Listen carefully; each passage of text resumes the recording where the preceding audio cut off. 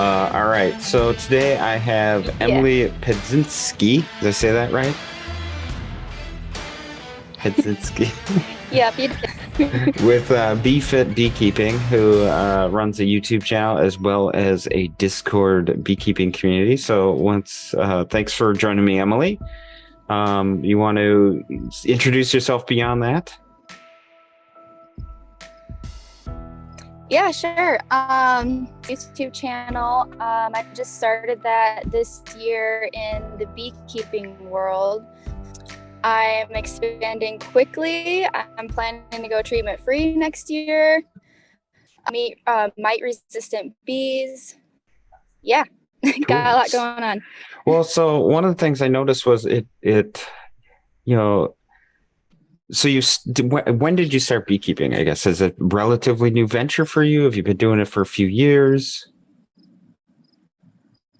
Started 3 years ago. I kind of fell into it. I had some family members that were got to meet one of them before they passed.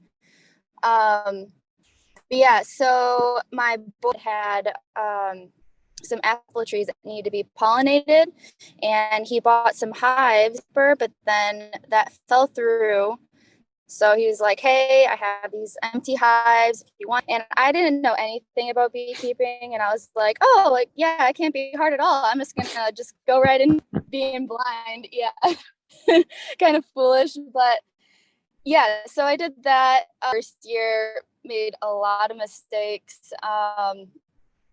Yeah, I had a really cheap effect on the bees. I didn't use smoke.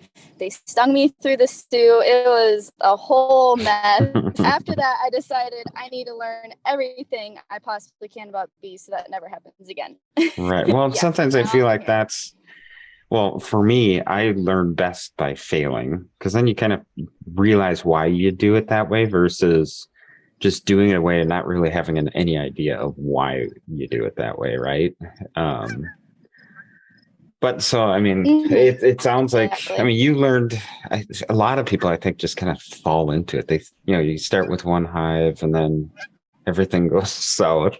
The next thing you know, you turn around and you've got 50 hives Mm-hmm. and don't know where to put all the honey. You've got a Yep. YouTube channel this year, or what looks like maybe started a couple of years ago. Was it?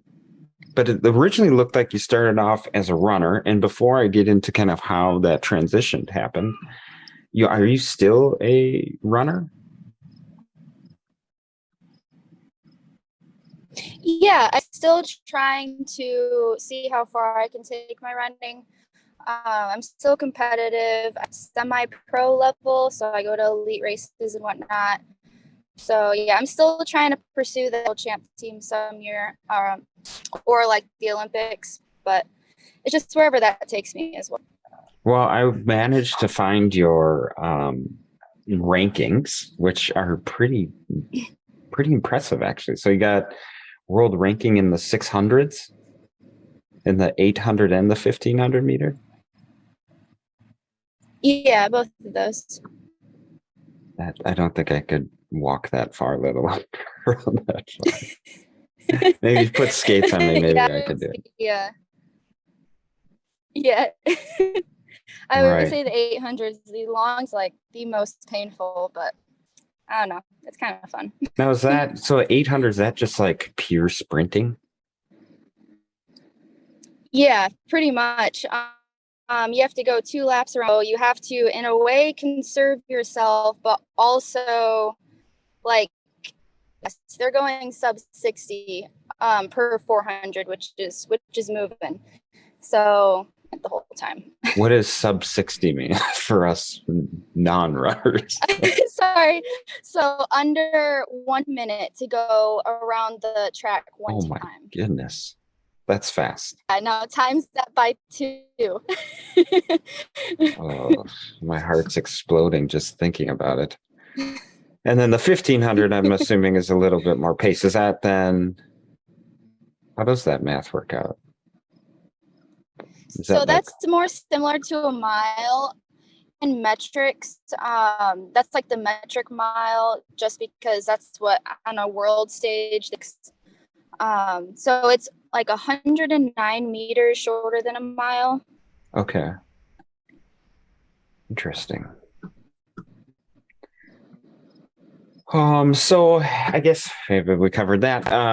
On the, through it's on your YouTube channel, it appears there was like a bit of a shift, and I don't know if there was a bit of an aha moment, I guess, for you, if you had intentionally posted a beekeeping video just to see what would happen, or if that was the intent, was to convert it into a beekeeping podcast channel. And what morphed it from like what appeared to be a fitness running channel into now the beekeeping? Kind of a couple of things. So one, my love for beekeeping was growing and my obsession. And then also, yes, so I just put out like one or two beak performed really well, and I actually enjoyed making it. I was trying to devour as much being, and I also saw whenever I was watching beekeeping videos that needed to be fixed. That, in all honesty, beekeeping videos are really boring. Viewers' attention very well. Yeah, so yeah, I YouTube channel because I took like a 2-month period this past winter. Just me, then you'll learn that when I become when I try to learn everything I possibly can about it. And I knew I wanted to have, so I took like too much just devouring all the information about YouTube. I studied like Mr. B, big YouTubers, just watched all their videos, saw how they did them, how they put them together, how they keep the viewers. So I had all that knowledge, and then I saw the whole, I think this would actually be beneficial and could help a lot of people. It would help people learn. Like, it's kind of hard to follow some of the beekeeping videos because they just kind of like bounce around from thing. People learn when you visually show them and when you can relate it to things. So I was trying to bring so that I could hopefully help other people understand beekeeping more so that it's not as difficult. Right. Yeah. Well, and I think that's what stood out. I think one of your videos was just suggested to me once, and I watched it, and I was like, "Oh, she's got a nice like presentation of the videos. Like you can tell you sit down, plan it out well." In fact, I think the one that I'd watched, I don't remember which one it was, but you were like, you came into the video a couple times, then you'd walk away, and you're reading a book with glasses on. Then the next thing you'd come back, and it was like more or less contradicting all the contradictions within beekeeping. I don't know. Do you know what video that is? It might have been the one where was I like talking to the camera and I was kind of like going back. Yeah, with pine trees or something behind you. Which one? I I thought might there know was. which one you're talking about. I I thought might there not. was. I don't know. Well, either way, it stood out to me, and I was like, you're kind of a natural ability on the camera to explain it in a way that's not making fun of kind of the traditional beekeepers, because I would share the same thought as you, that I think some of them are too classroom-esque. You know what I mean? Like it's just, and Yeah. I don't think that's, I mean, it works. It's gotten us where we are now in regards to teaching beekeepers. But I think in today's age, it's got to have a little bit of spice in it. And, that I guess that's what really stood out to me was, you weren't making fun. I probably shouldn't use the word making fun of, but you were kind of poking holes in like well, should we be doing this? Or this one Yeah. says we should. Well, this one says we shouldn't. Which one is it? I think I remember which one you're talking about now. Yeah, I think I was talking about requeen. So I was like going back and forth on all the things that people say, like why you should requeen. And Oh yeah, I think that was it. Yep. And so you publish them every week? Yep, I'm trying to do a couple weeks. Sometimes I can only do one or two, as many as I can. And is this your full-time job now, or is this just like your, oh, I'm sorry, excuse me, your side hustle, as they call it? I guess you would kind of call it both. So I'm before COVID, I was working for a car dealership. I was pretty much helping them run it, but then when COVID hit, that kind of fell through things of that, and then now I'm trying to build a business in bees. So a couple of things going. That would be considered my full-time job. Very good. So, what is, I mean, you don't have to say everything, but I mean, what is your business model? What are your hopes and inspirations, short term versus like long term? Excuse me. Well, so for the definitely want to figure out how to breed mite resistant bees. I see this problem right now with the direction that we're going with beekeeping. We're trying to domesticate something that shouldn't be domesticated, and we're going to end up making honeybees one of us. And I just don't think that's a good idea. So I can go that path just because of the financial risk that it has, and it can risk not being sustained. But I guess I'm willing to take that risk. So yeah, that's my main goal, move towards that. I'm going to expand next year quite a bit. I plan to at least have 100 spring. I'm going to do a lot of splits. So yeah, I'm pushing towards that. I do plan to start a podcast this winter as well.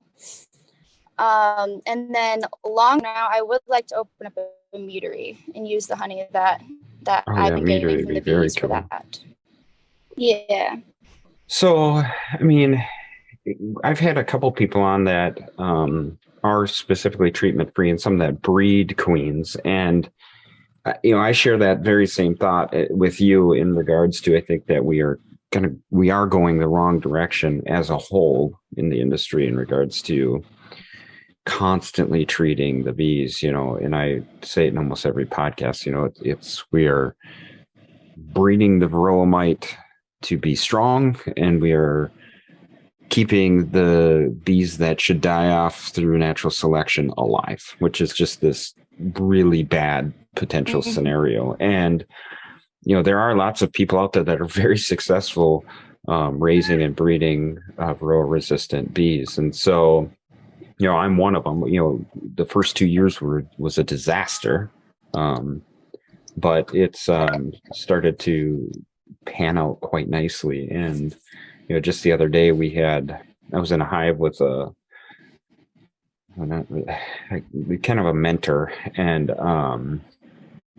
we pulled the frame out and you could see right where all the bees were chewing open cells. And I've heard some people identify, like the brood pattern as if it's spotty, that's a bad thing. Well, in a varroa resistant hive, that's actually a great thing because it indicates that they've been pulling the brood out of there that are affected or have been affected by a disease or mite. So I think it takes channels like YouTube and other platforms like podcasts to just keep saying it from an educated standpoint with information that is backed by experts as well as your own experience or observations, and so it kind of puts everything together in a package that isn't just someone telling you in a book and you just do it because that's what everyone's told you to do, So I think it's great that you're doing that. Now it's time to pay the bills, so I'm going to read you an ad. Today, this episode is brought to you by Kinnick Bees. It is your place to find live package and nukes for sale in the Midwest. They ship throughout primarily the entire United States. And their bees are a little bit different than the traditional package bees you get. They are mite resistant hybrid bees. The queens are bred off of queens from Latshaw apiaries, which is known for having queens that last productively into their 5th year and without any treatments. So if you need to order bees for 2023, you could order them now or simply reserve them for as low as $20. So check them out at kinneybees.com or visit directly to the Order Honeybees page at kinneybees.com/order-honey-bees. So in the process of putting together a video, do you plan the video out? Are you putting scripts together, or do you just kind of come with a general idea of what you want to do and then just kind of hit the record button and roll with it? Or what does that creative process look like for you? Now I kind of have two style of videos. One of them is just following along on expanding. Like when I made all the nukes, when I put the bees in the nukes, when I put the queens, just kind of trying to show like a storyline, because people also learn just by them. So I have that style of video, but then for my more educational videos, I'm on the fly, but then other ones I kind of plan out. I usually just try to draw out points, like what I want to talk about, just like a quick little like reminder for each point. That way I can stay the path I want to. Otherwise, I'll kind of be scattered and going all over the place. That's what I try to do. Right. And I mean, I'm assuming you're self-editing all of these, and editing is, I'm not very good at it. I do maybe one number two a month, and it's like an all-day adventure for me. Yeah. Oh no, for me too. A lot of those videos, for every 1 minute takes me at least like 30 minutes to an hour per one. So yeah, those 20-minute videos took me like 10 hours. Right. Yeah. Right. Yeah, it's well, and I mean, as we are struggling kind of to connect just from an internet perspective, I can imagine like uploading them even takes forever. I mean, I know a 20-minute video on my end easily takes, well, I guess maybe it's more the rendering than it is the actual upload, but that in of itself is a couple hours as well. Yeah, oh, definitely. I usually try to go someplace that has better internet, because I also hotspot, and so I'll while I'm shopping for groceries or something, I'll just leave it in my car and let it upload. Oh, that's a good idea. So as you're kill two birds with one stone. Right. So jumping back to kind of what your future plans are. So for breeding the varroa resistant bees, are you after any like specific breed of bees, or what's your measuring stick for determining their varroa resistance? Or are you just going, because treatment free can mean several different things, right? There's people that will literally just set them and forget them. There will be people that have management styles like brood breaks, and then will ultimately just sell the ones that, or breed off the ones that survive versus testing them. What is your model going to look like for breeding and testing the varroa resistant bees?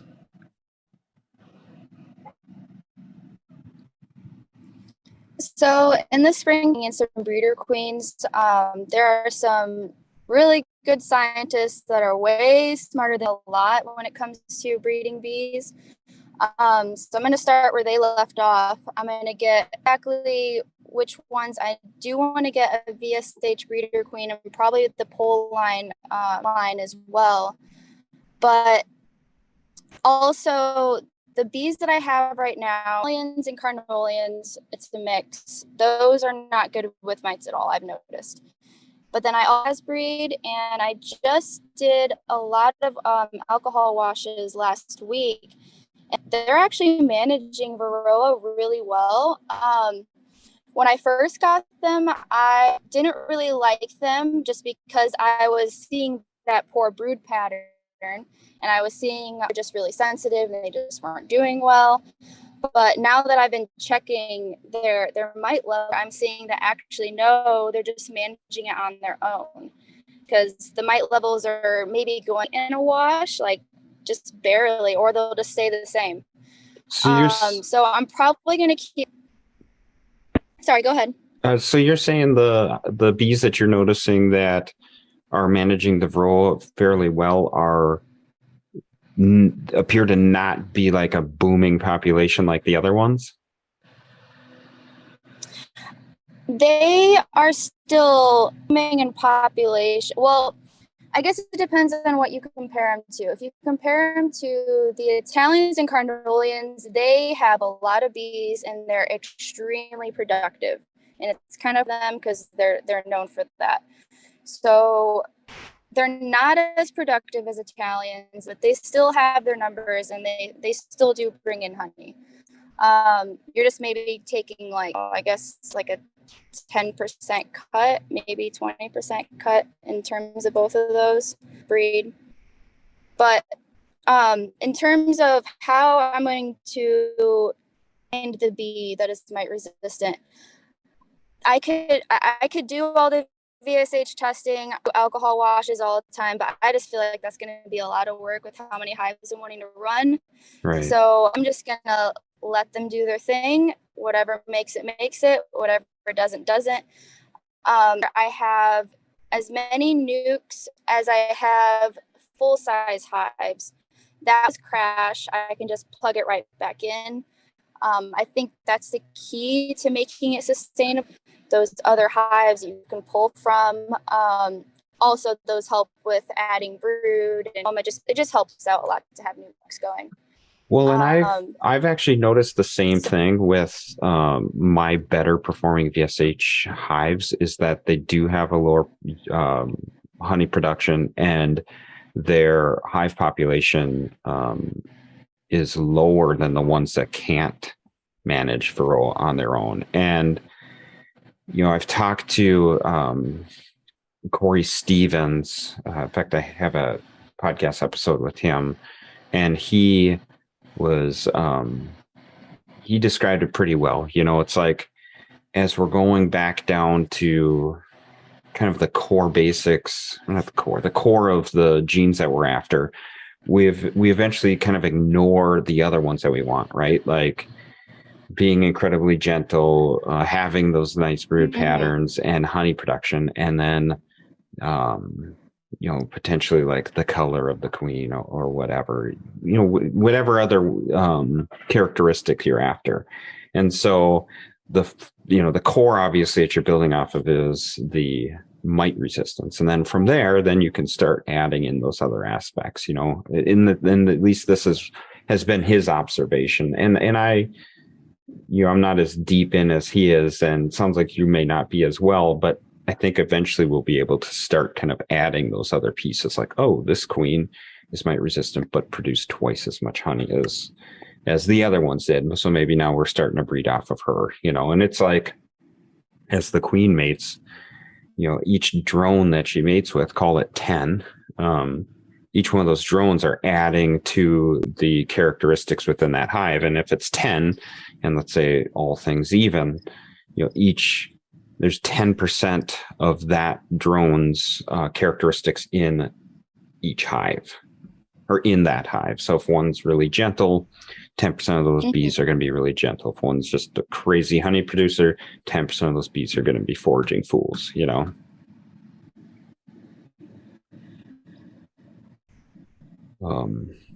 Okay. Yeah, I agree with that. From everything I've heard from other breeders and just the research I've been reading, breed for one thing at a time. When you have too many things you're trying to select for, it's going to be really difficult. I think we're doing the right thing in that sense. We need to find the mite resistance first, and then after that, because also something I learned about the VSH trait is you only have those alleles to show up in the bee for them to have those VSH qualities. We can breed them to make them more productive, and they'll still have the amount of alleles that they're going to in order to show that trait. Right. And so I had also interviewed Dr. Kara Wagner, and she had developed this UBO spray. And And the UBO stands for unhealthy. Unhealthy brood odor, I believe is what that stands for. And they were able to synthesize a spray that you could spray. So you put like a 2-inch PVC pipe, you spray it on the caps of the brood, and you come back 2 hours later and you just count how many they've chewed open. Because what it does is it sets off some pheromones to the honeybees in the hive and indicates that there's potentially something going on negatively in each one of those cells. They come and chew them open. And so the old way of doing it was at least two that were really kind of the staple measuring stick for VSH was, one, you pull a frame out and you cut open, 100 cells, and then you pull the bee out. You identify how many reproductive mites are in there. That takes a long time, right? And if you had to do that on even just 10 hives, I mean, you're talking probably 2 days worth of work. And the other was a freeze thaw method, or a freeze method, where you, same thing, you put a 2-inch PVC pipe cut into the brood frame, and then you throw liquid nitrogen on them, freeze them, and then count how many they pull out a day later. Once again, you're in the hive, takes a couple days to do it. And I don't know that, and I may be speaking incorrectly, but I've always thought that, aren't you really identifying if the bees can identify if the brood is dead versus there's something going on before they die? And so I think it's like halfway to the target, where this UVO assay potentially is more realistic to what would actually be going on in a VSH hive. And so I think that if that becomes commercially available, which sounds like she's working on, that would greatly increase the productivity of people like you that are trying to breed queens and have an actual measuring stick for doing such in a timely, cost-effective way.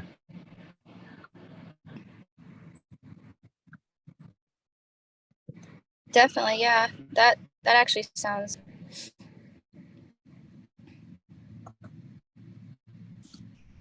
So freeze kill method as well. Well, sorry, so you broke off up there just a second, or just a few minutes ago. Can you repeat what you just said? I just said that, check that out. It sounds really cool. And that I also agree with the whole freeze kill method that, bee is dead. So yeah, it's like, I would hope that they could pull it out. Right.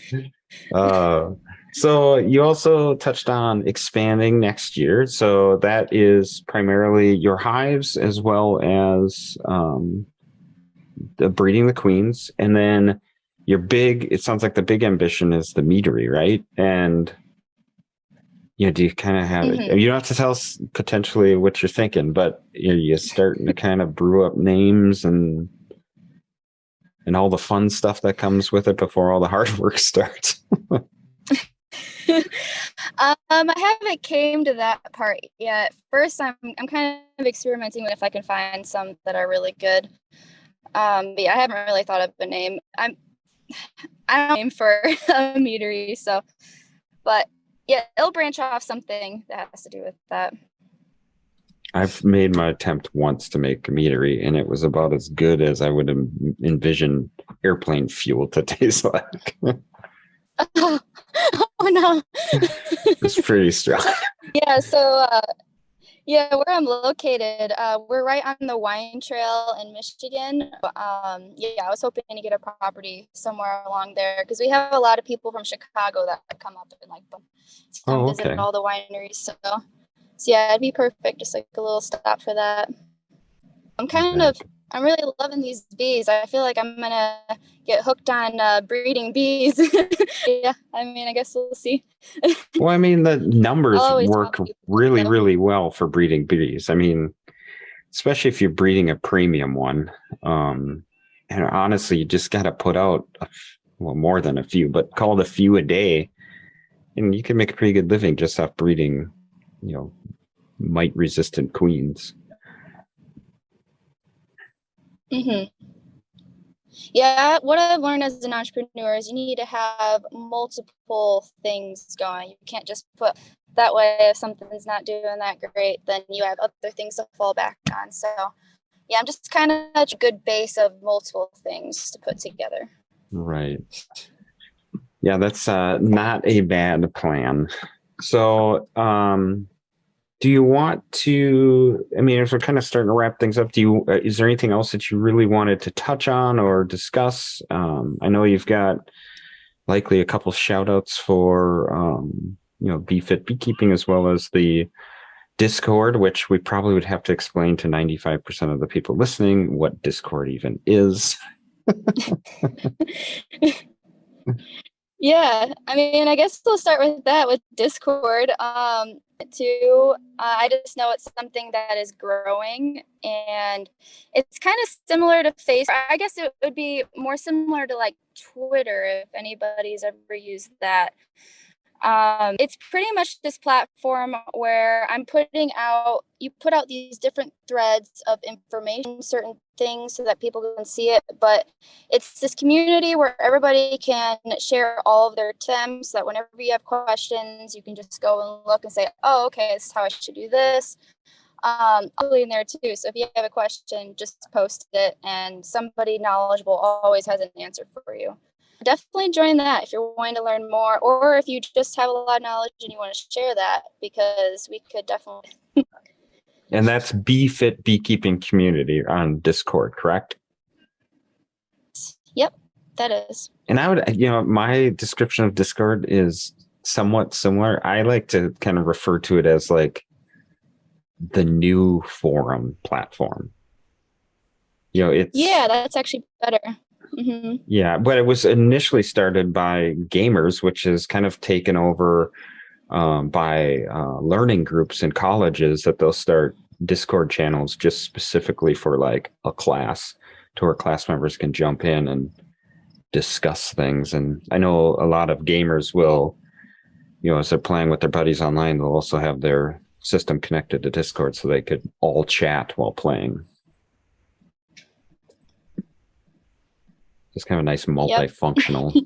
I'm still trying to figure out like how I could wrap it into the things that I do. Like I've attempted to potentially try to do live events on Discord. And I mean, if you've got the BeFit Beekeeping community and it seems to be growing nicely and launching a podcast, you should try doing live ones and answer people's questions live. That'd be cool. I think that's kind of like the next like evolution of podcasts is live content.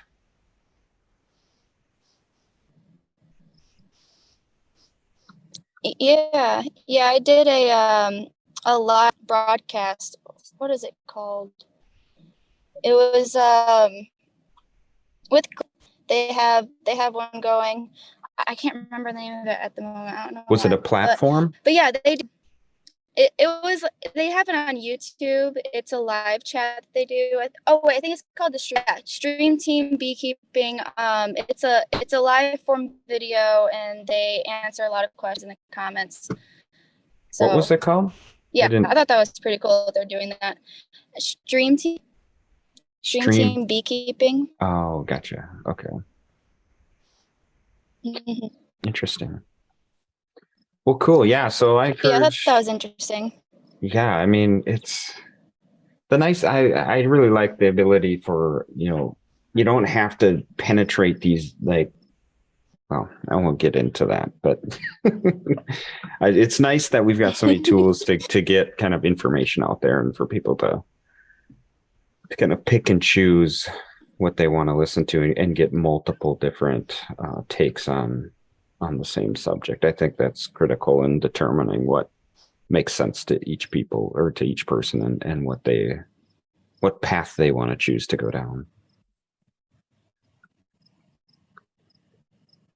So, well, Emily, the best tool we have in our pocket. Right. Well, I want to thank you, Emily, for joining, and I encourage everyone to check out BeFit Beekeeping on YouTube, right? Yes. Yep. And then the BeFit Beekeeping community on Discord. And if you don't know what Discord is, start with BeFit Beekeeping community Discord. There's your plug. Exactly. All right. Well, appreciate it, Emily. Take care. It was fun. Yes, it was. You as well. How to get up, walk away, know when to hold 'em, know when to fold, know when to hold 'em, know when to fold.